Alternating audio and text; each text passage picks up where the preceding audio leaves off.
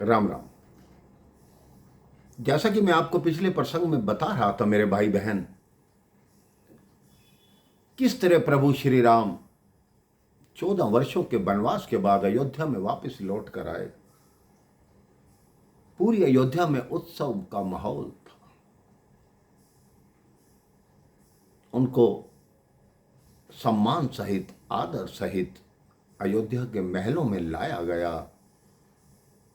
जो वानर दल विभीषण जी प्रभु श्री राम के साथ में आए थे, उनको अतिथि गृह में ठहराया गया। अयोध्या का सेवा भाव देखकर वो भी दंग रह गए। यही अंतर है मेरे भाई बहन राम और रावण में। रावण मारीच को कहता है कि हिरण बनो, और प्रभु श्री राम के साथ जो भी वानर दल आया था, प्रभु श्री राम ने उनको सुंदर रूप दे दिया ताकि अयोध्या की प्रजा उनको देखकर कोई किसी तरह का भी हंसी न उड़ाए, मजाक न उड़ाए। अब उनको अतिथि गृह में ठहराया गया। प्रभु श्री राम अपने महलों में आए। माताएं आरती उतारते हैं, बलैयां लेती हैं, सिर से 100 चीजें वार कर गरीबों में वितरित करती हैं।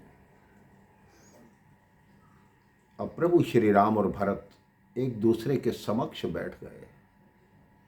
सबसे पहले उन्होंने एक दूसरे की जटा काटी। फिर किसी भी सहायक के बिना एक दूसरे को स्नान कराने लगे। भरत जी प्रभु श्री राम को उपटन लगाते हैं, चंदन लगाते हैं और गुलाब की पंखड़ियों सहित जो जल होता है उससे स्नान कराते हैं। राम जी भी यही प्रक्रिया भरत जी पे करते हैं। शत्रुघ्न और लक्ष्मण आपस में करते हैं। माँ जानकी को तीनों माताएं ले गई। दासियों को कहा कि आज तुम्हारी आवश्यकता नहीं, हमारी बहू को हम स्वयं तैयार करेंगे। जितने 14 वर्ष तक माँ जानकी के लिए आभूषण और वस्त्र इकट्ठे किए थे, वो सब उठा कर लाई। माँ कौशल्या की आंख में आंसू भी हैं, लेकिन आज खुशी के आंसू हैं। माता के कई दूर खड़ी है। उसको ये लगता है कि ये सब कुछ मेरे कारण हुआ, इसलिए मुझे आगे नहीं बढ़ना चाहिए। तो माँ जानकी स्वयं उनको पुकारती हैं कि माता आप भी तो आओ, आपसे सुंदर मेरी साज सज्जा कोई नहीं कर सकता। इस तरह सब तैयार होते हैं। गुरुदेव आते हैं। गुरुदेव के चरणों में निवेदन करते हैं भरत जी कि आप ही बताइए कि प्रभु श्री राम के राज्याभिषेक का शुभ मुहूर्त कब है। गुरु वशिष्ठ कहते हैं, अब मैं कोई मुहूर्त नहीं निकालूंगा। जो शुभ कार्य करना हो उसके लिए हर समय ही मुहूर्त है। तो ये निश्चय होता है अगले दिन प्रातः प्रभु के राज्याभिषेक होगा। सारे नगर में फिर ढिंढोरा पीटा जाता है कि कल प्रातः प्रभु का राज्याभिषेक होगा। उस रात्रि को उस नगर में कोई नहीं सोता। पूरे नगर में दीपावली मनाई जाती है। आज भी हम दीपावली इसी खुशी में मनाते हैं मेरे भाई बहन कि प्रभु श्री राम 14 वर्षों के वनवास के पश्चात अपने घर को लौटे थे।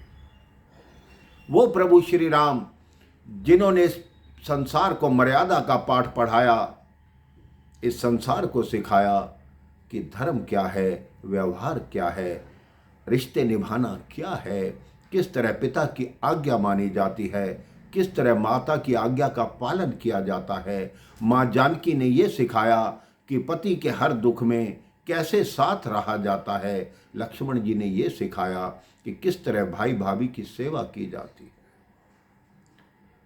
तो रामायण हमें वो हर चीज सिखाती है जो हमारे जीवन में आवश्यक है। अगले दिन प्रातः राज्याभिषेक का तैयारी हुई। गुरु वशिष्ठ प्रभु श्री राम के मस्तक पर सबसे पहले तिलक लगाते हैं, तत्पश्चात मुकुट रखा जाता है। पूरी नगरी वहां एकत्रित है। सब जय जयकार करते हैं। प्रभु के जितने मित्र साथ में आए थे वो भी जय जयकार करते हैं।